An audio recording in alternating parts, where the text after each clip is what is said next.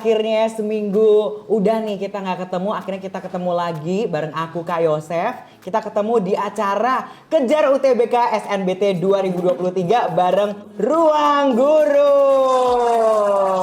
Yang pastinya seperti biasa ya. Kita akan ngulik-ngulik bareng nih informasi seputar persiapan untuk masuk perguruan tinggi negeri. Ntar kita akan bahas tes-tesnya. Khususnya kali ini kita akan bahas tentang tes literasi bahasa Indonesia. Oke squad, kalian pasti kepo banget ya kira-kira siapa nih narasumber keren kita yang akan membahas tentang literasi bahasa Indonesia. Nah nanti kita akan ngobrol bareng sama Kak Fatur. Ini dia narasumber keren kita. Hai Squad. Mana nih? Di sini. Oh sini. Halo Squad. Oke. Jadi Kak Fatur ini adalah apa nih di Ruang Guru? Master Teacher Pedagogi Bahasa Indonesia Kak Yos. Master Teacher Pedagogi Bahasa Indonesia ya guys. Jadi otomatis nanti kalau kalian tanya tentang bahasa Indonesia, literasi bahasa Indonesia, Kak Fatur itu orang yang ahli di bidangnya, nggak usah diragukan lagi, gitu ya. Nah, sebelum itu ya, nanti kita akan bahas apa aja di episode kali ini. Kita akan bahas berbagai macam hal. Kita akan bahas mulai dari perbedaan literasi dalam bahasa Indonesia dengan tes PBM atau juga PPU yang udah ada sebelumnya. Nah, kemudian nanti kita juga akan bahas bareng nih gitu tentang strategi belajarnya itu gimana sih gitu buat menghadapi soal-soal literasi bahasa Indonesia ini. Nah, pastinya juga nanti kita akan bahas soal-soalnya dan ada pembahasannya juga bareng Kak Fatur. Oke, jadi jangan lupa buat tonton episode ini dari awal sampai akhir ya, biar kalian gak ketinggalan informasi-informasi terkini terkait literasi bahasa Indonesia. Nah, di sini Kak Yosef udah bersama dengan Kak Fatur gitu ya, karena kalau minggu-minggu lalu kita udah bahas tuh tentang Kejar UTBK SNBT 2023 terkait juga dengan tes skolastik, kemudian ada potensi kognitif. Kemarin sama Kak Moko kita belajar tentang pengenalan matematika. Nah, sekarang udah hadir Kak Fatur yang akan ngebahas tentang literasi bahasa Indonesia. Nah, tapi sebelumnya Kak Fatur gimana nih kabarnya? Alhamdulillah baik Kak Yosef. Baik Kak Yosef ya. bagaimana nih? Baik banget dong. Apalagi hari ini adalah hari yang aku tunggu-tunggu supaya bisa memberikan informasi yang jelas terkait literasi bahasa Indonesia ke squad semua nih. Aku juga nunggu-nunggu sih. Nunggu-nunggu juga ya, mantul. Nah Kak Fatur nih, dari observasi yang aku lakuin nih ya, banyak banget squad ataupun orang di luar sana gitu yang masih bingung tuh gitu terkait dengan perubahan terbaru ini terkait literasi bahasa Indonesia gitu. Karena kita tahu ini sesuatu yang baru gitu ya, literasi bahasa Indonesia. Sebenarnya ada urgensi apa sih dari pemerintah sehingga ujiannya itu diubah menjadi literasi bahasa Indonesia? Padahal kan sebelumnya ada PPU dan PBM. PPU dan PBM. Nah, gitu. Sebenarnya ada urgensi apa tuh dari pemerintah? Boleh diceritain nggak? Sama nanti diceritain juga ya perbedaannya apa tuh? Boleh. Jadi urgensinya itu lebih ke ini sih ya, teman-teman mungkin tahu ya. Kalau tingkat literasi masyarakat Indonesia itu rendah banget gitu ya. Nah, makanya pemerintah kita pengen tingkat literasi masyarakat Indonesia itu meningkat. Nah, salah satunya adalah lewat tes ini gitu. Supaya nanti ini kan anak-anak muda gitu ya, anak-anak sekolah itu terbiasa nih untuk bisa mengolah informasi dengan baik. Kalau case ini ya apa? Kasus yang kita biasa temui gitu ya. Kalau teman-teman mungkin ketemu informasi di sosial media misalnya di Instagram, informasinya tuh udah ada di sana. Tapi kadang-kadang kita mengomentari yang udah ada gitu. Iya nggak sih Kak Yosef? Iya benar. Jadi kalau kita bisa lihat gitu ya, tadi kan tingkat literasi masyarakat Indonesia secara umum tuh ternyata rendah gitu betul. ya. Jadi ini adalah tujuan dari pemerintah khususnya untuk generasi muda nih supaya aware dengan literasi gitu ya. Oke, bagus. Oke, sekarang kita bakal bahas bedanya gitu ya. Benar, apa tuh bedanya kalau misalkan di tes-tes sebelumnya ada PBM dan PPU. Oke, nih jadi literasi bahasa Indonesia itu termasuk dari bagian tes skolastik ya, yang teman-teman juga mungkin udah tahu. Ada potensi kognitif, penalaran matematika, literasi bahasa Indonesia, dan literasi bahasa Inggris. Nah, untuk pertemuan kali ini, kita bakal fokus ke literasi bahasa Indonesia aja yang tadi udah disampaikan sama Kak Yosef gitu ya. Oke, nah sekarang kita bakal lihat nih perbedaan PBM dan PPU yang sebelumnya tuh udah ada ya di UTBK. Nah, sekarang diubah jadi literasi bahasa Indonesia. Oke, jadi bedanya itu kayak gini.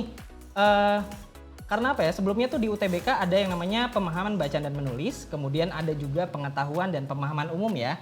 Nah, tapi sejak tahun ini, tahun 2022, semuanya tuh berubah jadi literasi bahasa Indonesia gitu, berdasarkan peraturan Menteri Pendidikan yang baru gitu ya. Nah, kemudian bedanya tuh apa? Bedanya itu kalau misalnya di PBM dan PPU itu tuh lebih ngebahas pengetahuan tentang tata bahasa secara gamblang. Jadi kita diminta atau kita diajak untuk menguasai tata bahasa dari mulai satuan yang terkecil kayak kata, kemudian frasa, kalimat, wacana, sampai yang wacana itu yang paling tinggi. Nah, tapi untuk di literasi bahasa Indonesia ini udah nggak lagi gitu. Kita nggak mempelajari tata bahasa secara gamblang gitu ya. Tapi yang dipelajari apa? Yang dipelajari adalah fokusnya tuh lebih ke pemahaman esensi bacaan gitu, Chef. Nah, tapi mungkin ada pertanyaan lagi kali. Kak, materi tata bahasa yang sebelumnya tuh di PBM dan PPU dipelajarin, di sini penting nggak sih gitu? Nah, itu juga yang jadi pertanyaan aku, Kak. Sebenarnya kalau tadi Kak Fatur sudah menekankan perbedaannya, ternyata di literasi itu nggak secara gamblang nih belajar tentang tata bahasa, tapi lebih ke pemahaman esensi bacaan. Nah, terus apakah nggak penting nih buat belajar tata bahasa, Kak Fatur? Oke, jawabannya masih penting, Squad, gitu. Jadi di pemahaman esensi bacaan itu yang bakal kalian hadepin adalah wacana atau paragraf. Iya. Nah, otomatis untuk bisa memahami paragraf dengan baik, kamu tuh perlu menguasai tata bahasa dari yang paling kecil dulu, gitu. Kalau teman-teman tahu yang namanya hierarki bahasa, ya itu tuh ada paling kecilnya adalah kata gitu ya. Dulu, ya. Otomatis kalau misalnya teman-teman pengen menguasai atau memahami informasi dalam sebuah paragraf gitu ya, itu tuh perlu tahu dulu dong katanya.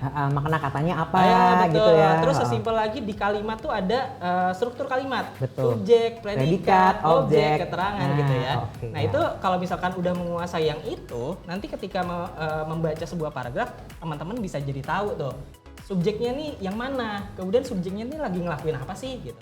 Kalau misalkan nggak tahu dulu ini apa ya bacanya tentang apa gitu. Nggak bisa memahami konteksnya juga. Betul. Ya, maksud bacaannya tuh apa, karena mungkin ada satu kata yang dia belum ngerti gitu, atau secara struktur dia nggak ngerti, ini sebenarnya yang diomongin siapa nih, lagi ngapain kayak begitu. Gitu. That's why penting ya. Jadi prasyarat namanya kayak. Oke. Jadi sebelum kalian bisa memahami esensi dari bacaan itu, jadi tetap penting gitu. Betul. Ya untuk menguasai yang namanya tata bahasa. Betul banget gitu. Oke, kita lanjut ya. Boleh Kak Fatur. Oke, kemudian tadi juga Kak Yosef nanya kan ya, masih banyak yang bingung nih soal bentuknya kayak gimana. Ya, ini kan literasi bahasa Indonesia sebenarnya kata literasi sendiri tuh udah lama ya ada. Udah lama tuh. Tapi kalau bentuk tes literasi bahasa Indonesia itu memang baru nih. Nah, tapi untuk bisa memprediksi gitu ya, tipenya tuh bakal kayak gimana tipe soalnya, terus bacaannya tuh kayak gimana sih nanti. Nah, kita bisa berpatokan sama literasi membaca dalam AKM atau Asesmen Kompetensi Minimum. Oke. Berarti untuk jadi bahan referensinya nih, squad semua, tenang aja, sebenarnya tuh udah ada juga di AKM ya, Asesmen Kompetensi Minimum. Jadi sejalan nih ya literasi bahasa Indonesia yang diujikan buat masuk perguruan tinggi negeri dengan AKM ini ya Kak Fatur. Betul, karena tujuannya sama-sama untuk meningkatkan literasi tadi kan gitu. Karena AKM itu berpatokannya sama PISA nih Kak Yosef. Oke. Lembaga yang meneliti tingkat literasi dan numerasinya juga gitu ya, suatu negara. Semua negara gitu. Oke, nice. Gitu. Kemudian dari AKM ini kita bisa dapat dua bentuk nih. Jenis teks soalnya yang nanti akan muncul di literasi bahasa Indonesia dan tipe soalnya. Wah, menarik nih gitu. ya. Jadi ini prediksi ya, karena informasi mengenai hal ini belum secara jelas diberikan gitu ya. Iya. Tapi kira-kira seperti ini gitu, kita bisa prediksi. Oke, kita mulai dari yang jenis teks soal kali ya kayak saya. Oke, boleh nih ya. Jadi bukan hanya orang-orang yang punya kemampuan tinggi bisa memprediksi gitu ya, tapi Kak Fatri juga punya kemampuan prediksi ya. Oke, gitu. Oke, boleh nih Kak, prediksi terkait dengan jenis teksnya dan contoh teksnya. Oke, jadi di literasi bahasa Indonesia itu berdasarkan AKM tadi ya, jenis teks yang ada di literasi bahasa Indonesia itu akan dibagi jadi dua. Ada teks informasi dan teks sastra kayak Yosef. Wah, oke. Gitu. Kemudian untuk berbagai jenis teks ini yang dua ini, itu tuh ada contoh teksnya lagi. Nah. Kayak teks informasi ada iklan, dokumen, dokumen pemerintahan maksudnya, berita, artikel dan selanjutnya gitu. Kemudian untuk teks sastranya, yang namanya sastra ya, kita bisa contoh teksnya itu kayak teks cerita, fiksi ilmiah, puisi dan lain sebagainya. Kayak gitu, itu dua jenis teks yang bakal muncul di literasi bahasa Indonesia. Nah, dari dua jenis teks ini pasti ada bacaannya dong. Nah, bacaannya itu nanti punya konteks macam-macam. Konteksnya ada 3. Apa yang aja pertama, tuh? personal, terus sosial budaya, dan yang ketiga saintifik. Terus contoh topiknya dari konteks ini itu tuh bisa teman-teman baca ya. Yang personal tuh ada kayak hobi, cita-cita, peristiwa, pengalaman pribadi kayak gitu. Terus kalau yang sosial budaya tentang transportasi publik, permainan tradisional, perekonomian dan lain sebagainya. Ini contoh aja nih ya. Terus yang scientificnya ini berkaitan dengan ilmu sains gitu ya.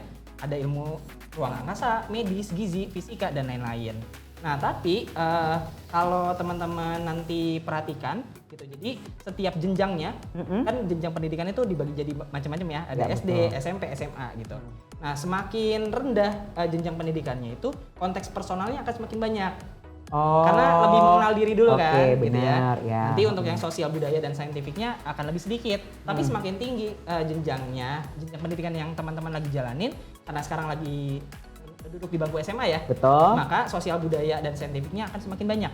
Gitu. Teman-teman diminta untuk mempelajari ilmu-ilmu lain di luar diri sendiri. Wah, Gitu. menarik nih ya Kak Fatur ya. Sebenarnya kalau terkait dengan jenis-jenis teksnya ini juga sebenarnya deket ya dengan kehidupan kita. Betul. Bisa ditemukan iklan, ya kita sering tiap hari ngeliat iklan lah gitu ya, ngebaca iklan juga. Dokumen-dokumen pemerintahan mungkin kita nggak terlalu deket gitu, tapi sebenarnya dokumen pemerintahan itu ya bisa bentuknya surat legal yang keluar dari sekolah, Bisa. itu bisa jadi kayak begitu ya Kak Fatur ya, berita. Sebenarnya semuanya itu dekat dengan kita. Kemudian yang perlu digarisbawahi terkait dengan konteksnya. Betul. Gitu ya. Kalau konteksnya nanti berarti teman-teman karena mau masuk perguruan tinggi negeri otomatis lebih ke sosial budaya dan saintifik. Betul. Gitu. Akan lebih banyak di sana. Bukan berarti personalnya nggak ada ya. Oh ya, proporsi yang lebih sedikit, banyaknya. gitu. Oke, sih. Oke, kemudian dari jenis teks yang ada, kemudian konteks yang ada, nah jadi teman-teman tuh diminta untuk sering-sering membaca teks gitu. Oke. Makin sering membaca teks nanti akan semakin terbiasa Betul. untuk menghadapi tes literasi bahasa Indonesia.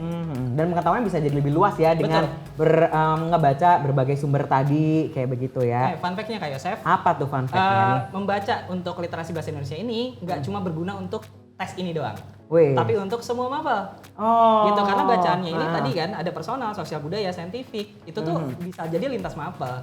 Oh, oke. Gitu. Jadi semakin banyak kamu baca, akan semakin banyak juga kamu tahu tentang mapel-mapel lain. Gitu. Nah, Keren asik banget ya. nih. Jadi kalau belajar literasi bahasa Indonesia ternyata juga bisa tuh belajarnya lintas mapel ya, dari sosial ataupun science tadi. Ya, lewat gitu bacaannya lewat tadi. bacaannya. Oke. Mantul nih. Itu tadi terkait dengan jenis teks soal. soalnya. Oke, sekarang kita lihat berdasarkan tipe soalnya. Ya. Gitu. Kira-kira nanti bakal kayak gimana ya. Mhm. Jadi tipe soal yang nanti bakal muncul di literasi bahasa Indonesia itu dibagi jadi 3 level kemampuan. Gitu. Ada menemukan informasi, memahami informasi, dan mengevaluasi dan merefleksi informasi. Jadi ini tuh berdasarkan tingkat kognitif yang paling kecil sampai paling tinggi gitu istilahnya. Jadi kalau menemukan informasi itu ya udah kita diminta baca terus mencari apa yang ada di dalam teks. Kemudian memahami informasi kita diminta untuk seperti apa ya? Menyimpulkan isi dari teksnya. Kemudian mengevaluasi itu kita diminta untuk mengaitkan isi teks dengan hal di luar teks. Gitu. Jadi akan ada nalarnya nih kayak Betul. Dan nalarnya dibangun dari yang sederhana, hanya menemukan, kemudian harus memahami, Betul. kemudian mengaitkan Betul, gitu. gitu. Oke. Jadi benar-benar berjenjang gitu. Berjenjang. Nah, nanti tipe-tipe soal yang nanti bakal kita kerjain juga itu berdasarkan level kemampuan itu. Wah, asik banget nih. Nah, sekarang supaya lebih jelas menemukan informasi dan lain sebagainya itu tipe soalnya bakal kayak gimana gitu ya. Nah, menemukan informasi karena tadi dia di level kognitif yang paling rendah, dia tuh terbagi jadi 2 nih. Ada mencari informasi eksplisit atau tersurat. Tersurat itu berarti ada di dalam teks ya. Gitu. Kemudian mencari informasi yang relevan. Jadi kita berdasarkan pertanyaan yang nanti ditanyain itu diminta untuk mencari informasi yang sesuai yang ada di dalam teksnya. Gitu. Jadi benar-benar menemukan sesuatu di dalam teks. Yang udah jelas ada Udah jelas tuh. ada gitu. Makanya levelnya lebih rendah. Gitu. Dan ini tuh termasuk soal yang mudah. Oke. Oke, lanjut mudah ya, yang memahami informasi. Nah, memahami informasi ini terbagi atas beberapa nih. Ada menyimpulkan informasi, menentukan ide pokok, dan memberikan prediksi. Gitu. Jadi ini tuh bukan lagi menemukan sesuatu yang ada di dalam teks, tapi kita juga diminta untuk memahami secara keseluruhannya. Kalau yang tadi tuh menemukan tuh lebih kayak apa yang terjadi dalam peristiwa tersebut. Itu kan berarti fokus ke satu bagian aja. Tapi kalau yang memahami informasi secara keseluruhan. Oh, oke. Bisa jadi ditanya kesimpulan yang tepat dari bacaan itu tuh Betul. apa kayak begitu ya. Betul. Oh, Kayak oke. gitu. Terus untuk yang terakhir, Wah. mengevaluasi dan merefleksi informasi ini tuh lebih kompleks lagi sebetulnya. Tapi kalau nalar kita bagus, itu tuh akan mudah juga sih sebenarnya. Gitu. Jadi tergantung tingkat nalar kita dan kemampuan literasi kita tadi. Ada memberikan saran atau solusi, kemudian menghubungkan informasi terhadap pengalaman pribadi kita. Oh, oke. Ada juga menilai informasi atau menilai format penyajian. Nah, jadi di sini tata bahasa masih ada tuh kayak Chef. Karena dalam suatu teks pasti disusun atas kaidah-kaidah bahasa tertentu dong. Nah, makanya untuk menilai format penyajian kita perlu tahu kaidah bahasa yang ada dalam bahasa Indonesia itu kayak gimana. Oh oke, sip. Jadi itu kegunaannya ya. Tadi teman-teman tetap belajar tata bahasa, kebahasaannya. Ya karena nanti di level yang tinggi bisa jadi prediksinya itu muncul kayak begini ya, mengevaluasi dan merefleksikan informasi. Betul. Terus yang terakhir ada menentukan pilihan. Jadi dari teks yang ada, nanti kita diminta untuk nentuin pilihan gitu terhadap sesuatu yang berkaitan sama isi teksnya. Gitu. Dan bentuknya untuk mengevaluasi dan merefleksi informasi ini nggak cuma bisa berbentuk teks guys gitu. Jadi bisa juga berupa infografis. Oh oke. Gitu. Ada ilustrasi-ilustrasi yang dihubungkan dengan pengalaman pribadi kita. Jadi lebih kompleks memang. Oh oke, nice. Jadi kalau dalam bayangan aku kan, literasi bahasa Indonesia semuanya tentang teks, bacaan kayak begitu. Ternyata yang dibaca pun juga bukan cuma sekedar kalimat-kalimat gitu ya, tapi bisa berupa infografis tadi, gitu, diagram muncul kayak begitu. Oh oke, thank you banget nih insight-nya. Ini terkait dengan tipe soalnya tadi ya, Kak Fatur ya. Next. Oke. Sekarang kita bakal langsung masuk ke strategi penguasaan materinya gitu. Caranya gimana nih emang? Karena banyak banget squad yang di rumah juga tanya gitu, sebenarnya gimana sih? Karena ini kan sesuatu yang bagi mereka tuh baru gitu ya. Terus mereka bertanya-tanya strategi yang tepat tuh apa sebenarnya Kak Fatur? Mungkin bisa dibagi juga tuh ke squad. Oke, mungkin ada yang bingung juga kali ya karena tadi udah nggak belajar materi tata bahasa gitu ya. Sekarang berarti apa nih yang harus dikuasain? Apa yang harus dipelajarin? Ya karena memang sekarang kan udah nggak menghafal ya teman-teman. Jadi fokusnya ya bukan lagi menghafal materi ini itu, tapi lebih ke ini nih. Kalau yang bisa kakak saranin gitu ya, adalah menguasai kemampuan membaca cepat. Waduh, membaca cepat gitu ya. Bukan ya? Enggak, Ibu Budi gitu. Enggak. Bukan gitu juga ya. Apa tuh berarti makna dari kemampuan membaca cepat itu apa? Enggak sekedar speed waktu ngebacanya bukan, gitu. Tapi membaca secara efektif sebetulnya. Membaca secara efektif. Nah, jadi teman-teman mungkin kayak teks di bahasa Indonesia tuh panjang banget. Terus kita waktunya kapan gitu untuk bacanya? Nah, caranya adalah menguasai kemampuan membaca cepat ini gitu. Nah, menguasai kemampuan membaca cepat terbagi atas 2 macam nih. Ada skimming dan ada scanning. Waduh, mirip-mirip ya, skimming, scanning. Kira-kira apa tuh makna masing-masing dan perbedaannya, Kak? Oke, kita bahas satu persatu ya. Oke, yang skimming dulu. Nah, yang skimming itu artinya adalah membaca cepat untuk menentukan gagasan umum atau gagasan inti ya dari keseluruhan isi bacaannya. Oh oke, membaca cepat untuk menentukan gagasan umumnya gitu ya. Ide utamanya tuh apa tuh dari keseluruhan bacaan? Betul, gitu ya. Gitu. Dan skimming ini nanti akan dipakai untuk tipe-tipe soal yang jauh lebih sulit gitu, lebih kompleks. Oh oke, untuk tipe yang soal tadi merefleksikan informasi itu lebih cocok ke skimming. Atau menyimpulkan itu skimming. Oke. Betul. Kemudian kalau yang scanning ini sebenarnya kalau dari segi arti itu seperti apa ya, scan atau memindai. Nah, itu bisa disebut juga sebagai membaca memindai, atau ada juga sih sebenarnya yang nyebut membaca loncat. Wah, kenapa tuh kok bisa disebut membaca loncat? Iya, bukan ini ya, hantu itu ya. Bukan ya, dong. Jadi membaca loncat ini adalah membaca cepat untuk mencari informasi yang spesifik atau informasi yang relevan ya berdasarkan kata kunci. Nah, karena spesifik dan berdasarkan kata kunci, kita nggak perlu baca semuanya dong. Makanya disebut membaca loncat. Ya udah kita langsung loncat aja ke intinya gitu. Oh, itu disebut sebagai membaca loncat. Karena ya kalau udah tahu kata kuncinya, langsung aja lompat gitu, cari di bacaan yang sesuai dengan kata kuncinya tadi. Oh, oke. Nice. Thank you. Oke. Kemudian nih ya, ada semacam apa ya? Kemampuan membaca cepat ini sebenarnya tuh bisa membantu kita buat mengerjakan soal secara efektif tadi gitu ya, berdasarkan tipe-tipe soalnya. Nanti kita bahas. Wah, asik. Karena kan seperti kita ketahui, tipikal ujian masuk perguruan tinggi negeri itu kita juga selain harus menguasai materinya gitu ya, tapi kita juga harus kejar-kejaran terhadap waktu nih gitu kan. Ya, apalagi kita nggak tahu nanti seberapa banyak soalnya juga yang diujikan gitu. That's why cara skimming ataupun scan ini sangat berguna ya. Ya, supaya efektif tadi. Tadi. Oke. Sip. Nah, gini ya, tadi kita hubungkan gitu ya. Kita hubungkan tipe soal yang tadi udah kita bahas dari mencari informasi eksplisit atau tersurat tadi dan lain sebagainya dengan skill membaca cepat gitu ya. Nah, jadi dari tipe-tipe soal yang ada itu bisa kita kategorikan dengan soal yang mudah dan soal yang sulit. Gitu. Soal yang mudah tadi itu adalah soal yang ketika kita diminta untuk mencari informasi yang ada di dalam teks. Toh di dalam teksnya aja. Gitu. Tapi kalau udah disuruh menyimpulkan atau mengaitkan informasi yang ada di dalam teks ke luar teks, itu kan jauh lebih sulit ya karena perlu nalar gitu. Nah, makanya itu termasuk soal yang sulit. Dan kita bisa bagi nih untuk soal yang mudah itu tuh bisa kita baca gitu ya teksnya dengan teknik scanning. Yang membaca loncat tadi gitu. Karena kalau misalkan di sini ya mencari informasi eksplisit. Misalkan yang ditanya tadi pertanyaan apa atau siapa deh. Ya udah kita bakal fokus aja ke bagian itu kan. Gitu. Ya udah toh selesai di situ. Tapi kalau misalkan yang soal sulit kita harus menyimpulkan informasi dulu atau nentuin ide pokok dulu, itu kan sulit ya. Jadinya tekniknya adalah mencari dengan membaca skimming atau berdasarkan gagasan intinya tadi. Gitu. Jadi kalau yang udah clear jelas secara eksplisit pertanyaannya apa, kata kuncinya apa, langsung aja scanning gitu ya. Tapi kalau misalkan perlu berpikir nalar gitu secara logika gimana harus dipahami dulu maksudnya, skimming aja tuh, cari gagasan utamanya apa tuh gitu. Jadi nggak usah baca semua, cari aja gagasan utama. Nice. Itu tadi ya keterkaitan antara tipe soal dengan skill membaca cepatnya. Betul. Next nih strategi pengerjaan soalnya nih, gimana tuh? Ini sebenarnya belum pasti ya karena jumlah soal dan waktu yang tersedia nanti tuh belum ada gitu ya. Belum ada clue-nya nih dari Belum pemerintah ada, ya, gitu clueless nih kita. Nah, makanya ada beberapa hal yang bakal kakak sampaikan nih ya, yang berkaitan dengan strategi pengerjaan soal. Yang pertama, wajib skimming soal untuk menentukan soal mudah dan sulit. Tadi udah sedikit di spill ya.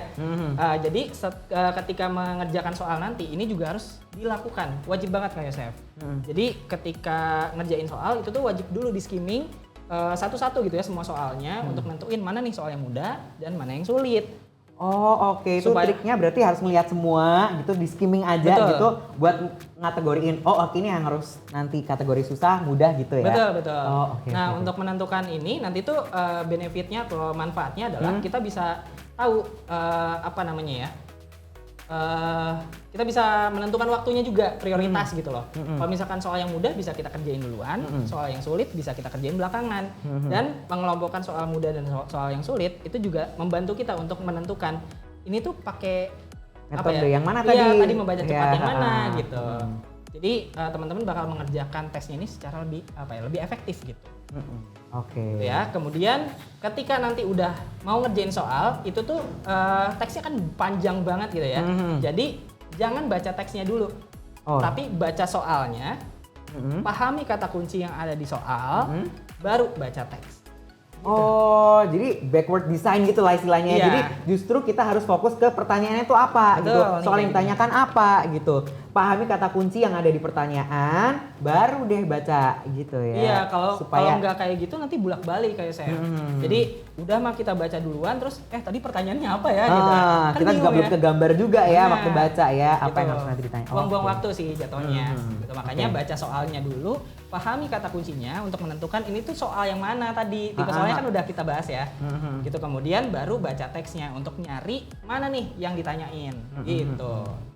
Sip. Yang ketiga adalah abaikan konteks atau informasi di luar teks. Kayak saya pernah denger gak? Aku kalau konteks pernah ya, tapi kalau tanpa N konteks aku belum tahu. Jadi konteks itu adalah kalau konteks itu kan informasi yang berkaitan sama hal yang ada di sana gitu ya. Tapi kalau konteks itu di luar.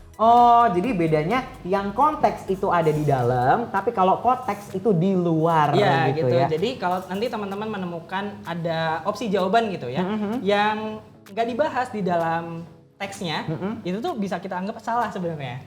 Diabein aja gitu ya. Gitu. Walaupun kita mikir kayak ini kayaknya bener deh. Nah, secara umum gitu ya, yang ada di masyarakat kayaknya bener nih harusnya gitu. Tapi di teksnya nggak dibahas. Karena ini tuh literasi berdasarkan bacaan tadi gitu ya. Semuanya harus sumbernya dari bacaan.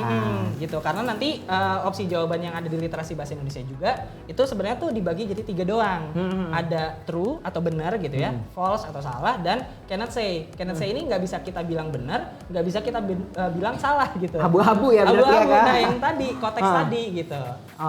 Nah tapi kalau dalam hal ini berarti yang cannot say itu bisa dibilang salah itu tadi ya? Gitu. Karena nggak ada di dalam teksnya. Betul, ya udah yang kita cari ya yang true gitu. Yang true, Oke. Nah sekarang kita ke contoh soalnya kali ya. Boleh. Gitu. Kayaknya Scott dah penasaran banget. Contoh soalnya kayak gimana sih Kak Fatur gitu.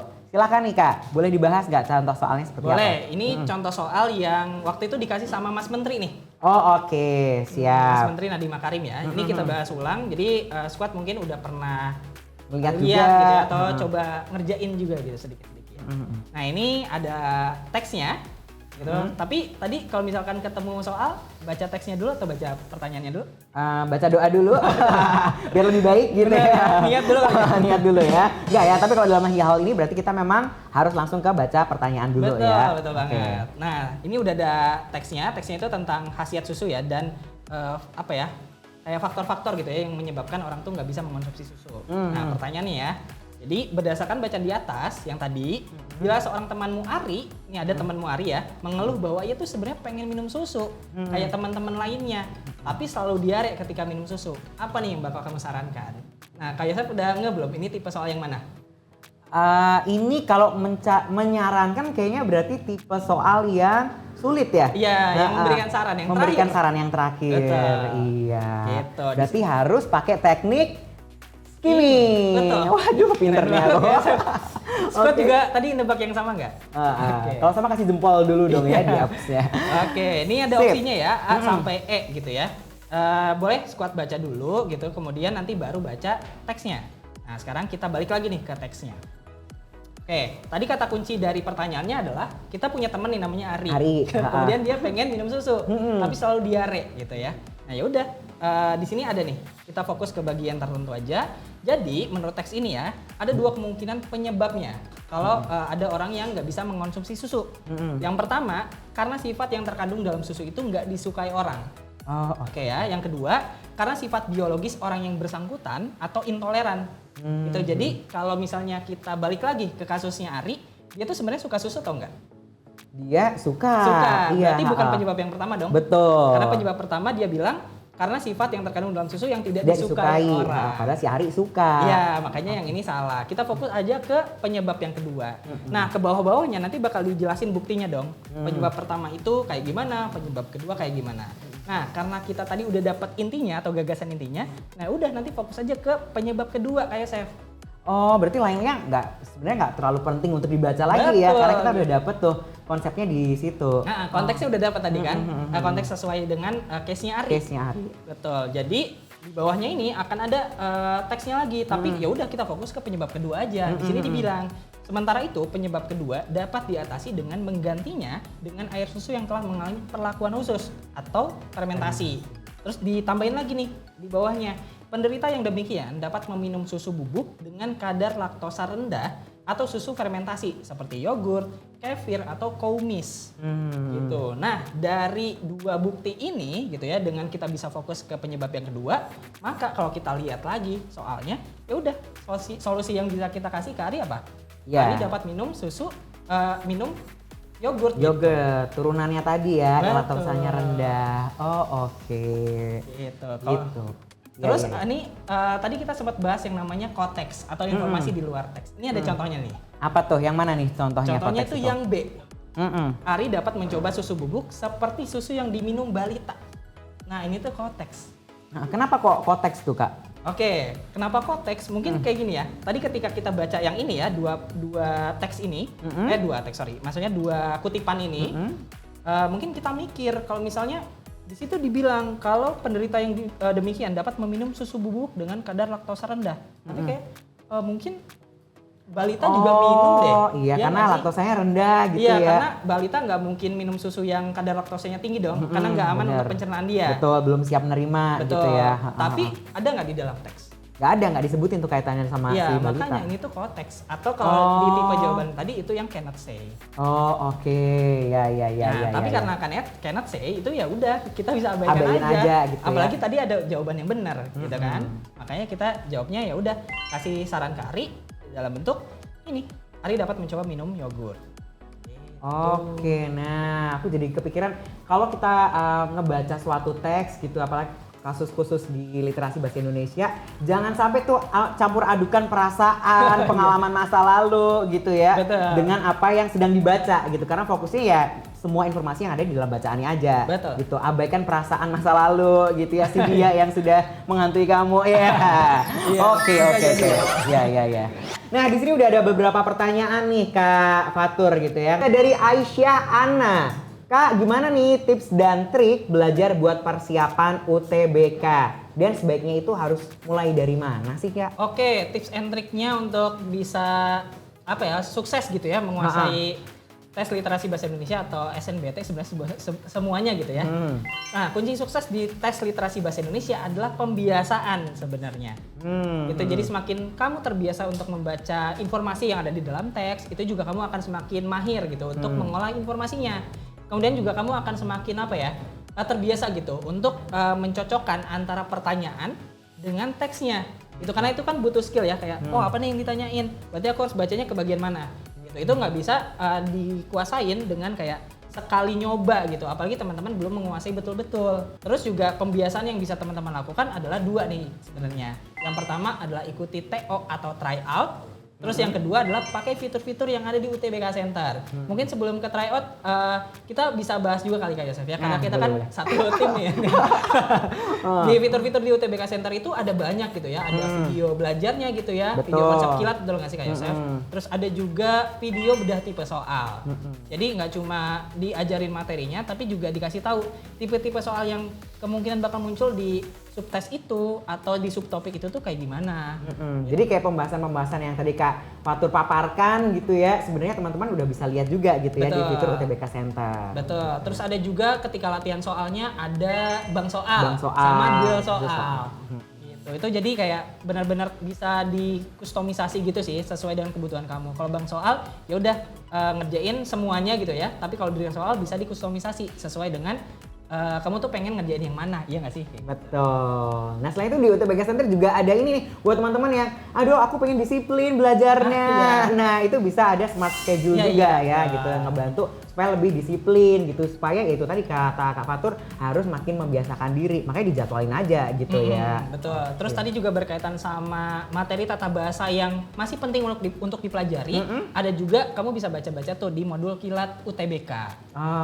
Oke. Jadi udah lengkap banget ya. Kalau teman-teman langsung nih buka aplikasinya ke UTBK Center, nanti di situ ada berbagai fitur yang bisa teman-teman manfaatin gitu ya. Bahkan Kak Yosef nih ya, materi terus kayak tips-tips yang bisa teman-teman dapatkan dari pertemuan kali ini itu ada juga di video strategi literasi bahasa Indonesia. Gitu. Jadi bisa nonton lagi di sana. Bisa langsung lagi ya. Jadi kalau misalkan lewat acara ini gitu bisa nonton juga gitu. Betul, ya. Gitu. Terus ini yang paling penting sebenarnya di poin pertama tadi yaitu ikut tryout atau TO sama aja. Sama aja. Kenapa sih penting gitu? Nah, ikut tryout ini bukan cuma untuk bisa belajar dari tipe-tipe soal yang ada, atau juga mungkin kayak ternyata aku belum menguasain materi A nih, tapi udah menguasain materi B.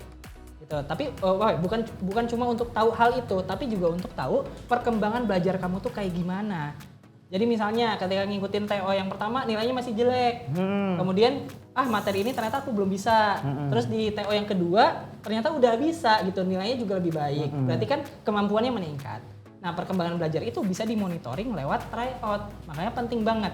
Jadi tryout ini juga jadi satu cara atau alat yang bisa bikin kita jadi terbiasa tadi. Oke, nice. Jadi pas banget nih ngomongin tentang tryout ya Kak Fatur ya gitu. Squad bisa coba ikutan tryout dari ruang uji. Karena apa nih Kak Fatur dan squad semuanya? Karena soal-soal yang ada di ruang uji itu, tryoutnya itu sudah sesuai dengan standar terbaru Kak, gitu ya. Tesnya itu tes skolastik yang mencakup tadi, salah satunya ada literasi bahasa Indonesia juga. Dan nanti penilaiannya itu sudah berbasiskan IRT gitu. Dan variasi soalnya banyak gitu ya. Selain 3 soal yang dipaparkan Kak Fatur, ada banyak juga nanti yang teman-teman bisa temukan variasi soalnya gitu ya di tryout itu. Selain itu, kalau kalian ikutan dan bisa meraih nilai tryout tertinggi, kalian juga bisa dapetin hadiahnya. Wow, menarik banget ya pastinya. Yuk langsung aja beli kuotanya untuk ikutan tryout di ruang uji dengan cara klik infonya di bayar.ruangguru.com gitu ya. Oke, gimana squad perasaan kalian terkait episode kali ini? Pastinya udah dapet insight yang luar biasa dari Kak Fatur ya, Master Teacher Pedagogi Bahasa Indonesia. Semoga materi-materi yang disampaikan Kak Fatur ini bisa jadi bekal buat kalian semua ya, karena isinya udah daging banget nih, kayaknya kenyang banget Squad. Jangan lupa hari ada ini. sayurnya juga biasa. Ada sayurnya tadi ya, terkait teksnya juga. Oke, semoga kalian siap ya buat menghadapi UTBK SNBT 2023 dan bisa memperoleh perguruan tinggi negeri sesuai impian kalian. Nah, tapi tenang aja gitu ya. Di minggu depan masih ada Kejar UTBK SNBT 2023 bareng Ruang Guru episode kelima. Nah, kalau tadi kita udah bahas tentang literasi bahasa Indonesia, nextnya kita akan bahas literasi bahasa Inggris. Gak kalah penting ya. So, pantengin terus sosial media Ruang Guru buat tahu informasi lengkapnya gitu ya. Oke, nggak kerasa waktu kita udah berakhir nih gitu. Sekali lagi aku mau bilang terima kasih buat Kak Fatur gitu dan squad semuanya. Akhir kata, aku Yasen Chandra dan Kak Fatur. sampai jumpa di Kejar UTBK SNBT 2023 episode berikutnya. Dadah!